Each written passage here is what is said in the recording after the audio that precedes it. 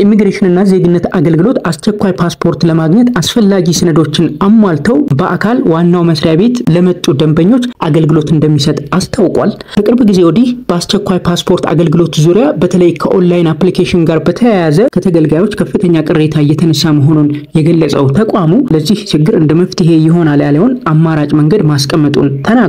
በመሆኑም አስቸኳይ ፓስፖርት ማግኘት ለምትፈልጉና ኦንላይን ማመልከት ላልቻላችሁ አስፈላጊ ሰነዶችን አሟልተው ጥቁር አንበሳ አካባቢ በሚገኘው የተቋሙ ዋና መስሪያ ቤት በአካል በመሄድ ከግንቦት 4 2017 ጀምሮ የአስቸኳይ ፓስፖርት አገልግሎት ማግኘት ይቻላል ማለት ነው። ይህ ጉዳይ የቅርንጫፍ ጽህፈት ቤቶችን እንደማይመለከትም ተቋሙ አሳስቧል ማለት ነው። ስለዚህ አስቸኳይ ፓስፖርት ለማግኘት አስፈላጊ ሰነዶችን አሟልቶ የሄደ ደንበኛ በዋናው መስሪያ ቤት በተቋሙ ዋና መስሪያ ቤት ጥቁር አንበሳ አካባቢ በሚገኘው የተቋሙ ዋና መስሪያ ቤት ከግንቦት 4 2017 ጀምሮ መስተናገድ ይችላል ማለት ነው። ለአዲስ ፓስፖርትም ይሁን ለፓስፖርት እድሳት በአስቸኳይ ማመልከት የምትፈልጉና አስፈላጊው ሰነድ ያላችሁ ይህንን መረጃ ይዛችሁ ሄዳችሁ መስተናገድ ትችላላችሁ ማለት ነው። እንግዲህ ለአስቸኳይ ፓስፖርት ለማመልከት የሚያስፈልጉን ሰነዶች አሉ።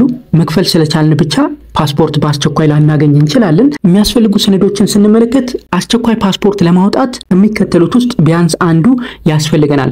የሕክምና ማስረጃ ለሕክምና የምንሄድ ከሆነ የትምህርት ዕድል ማስረጃ ወይም ስኮላርሺፕ አግኝተን ከሆነ የምንሄደው ያንን የሚያስረዳ ሰነድ ያስፈልገናል ማለት ነው።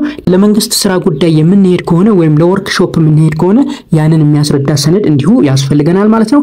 ጊዜው ያላለፈ የመኖሪያ ፍቃድ ያለው ባል፣ ሚስት ወይም ደግሞ ልጅ እንዲሁ ፓስፖርት በአስቸኳይ ማግኘት ይችላል ማለት ነው። አስመጪና ላኪ ከሆነን ወይም ደግሞ ከፍተኛ ግብር ከፋይ ከሆነም አስቸኳይ ፓስፖርት ልናገኝበት የምንችል እድል አለ።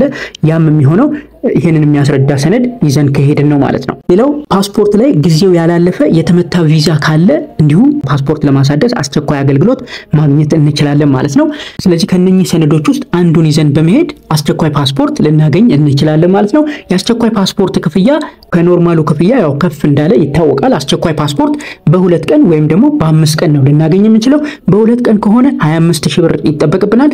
በ5 ቀን ከሆነ ደግሞ 20000 ብር ይጠበቅብናል ማለት ነው። ስለዚህ ይሄንን መረጃ ይዛችሁ አስቸኳይ ፓስፖርት ማግኘት የምትፈልጉና አሳማኝ የሆነ መረጃ ያላችሁ ደንበኞች በዋናው ቢሮ ጥቁር አንበሳ አካባቢ በሚገኘው የተቋሙ ዋናው ቢሮ ብቻ በመሄድ አገልግሎቱን ማግኘት ትችላላችሁ ማለት ነው። በተለይ ኦንላይን አፕሊኬሽን ላይ የተቸገራችሁ አስቸኳይ ፓስፖርት ለማውጣት ኦንላይን አፕላይ ማድረግ የተቸገራችሁ ይሄንን እንደ መፍትሄ ልትጠቀሙበት ትችላላችሁ ማለት ነው። አገልግሎቱ የሚጀምረው ከግንቦት 4 2017 ጀምሮ እንደሆነ ተቋሙ አስታውቋል። ስለዚህ በተጠቀሰው ጊዜ ሰነዳችሁን አሟልታችሁ ዋናው መስሪያ ቤት በአካል በመሄድ አስቸኳይ ፓስፖርት ማግኘት ትችላላችሁ ማለት ነው። ኦንላይን አፕላይ ማድረግ ሳይጠበቅባችሁ። ስለዚህ ይሄንን መረጃ በመያዝ እንድትጠቀሙበት እንላለን። ይህ መረጃ ጠቃሚ ሆኖ ካገኛችሁት ለሌሎች ሼር በማድረግ ይህንን ቻናል እንድታግዙ እንዲሁም ለነሱም መረጃው እንዲደርስ እንድታደርጉ እንጠይቃለን። ይህ መረጃ ይጠቅማችኋል ብለን እናስባለን። እናመሰግናለን።